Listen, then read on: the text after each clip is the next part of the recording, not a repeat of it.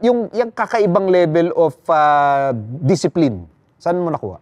Nakuha ko dun nung bata ako kasi talagang lumaki ako sa hirap eh. Nanay tatay ko, nagsasaka lang kami. Talagang taong bukid ako. Siyempre, kung pagdating ng mga pagtatanim ng palay, kaya medyo lumaki yung kamay ko, tingin ko eh. Kasi mga ganito kalaki yung yung may tali, kumbaga. So 8, ganun ko. Tapos kaya lumaki din siguro yung paa ko and lumapad. Talagang lumapad dahil dito. So may 8 akong ganito, 8, tapos ganyan. Tapos dadaan ako sa pilapil na may, hanggang dito yung ano.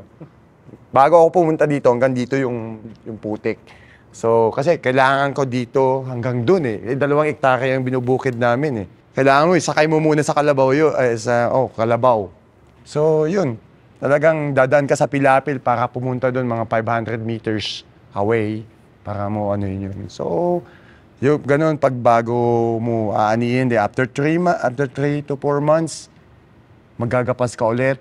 Ganun lang ang buhay ko. So, siguro dahil nasanay ako doon, kaya yung mga ginagawa ko dito dati, na talagang parang dali na lang sa akin, nasanay na ako. Parang dali pa na ng planting rice sa kanya. Oo nga. Kaya pala condition siya nung bata, nagpa-planting rice na talaga siya nung bata pa. Planting rice. May putik pa. Oo, nagaganon ako noon.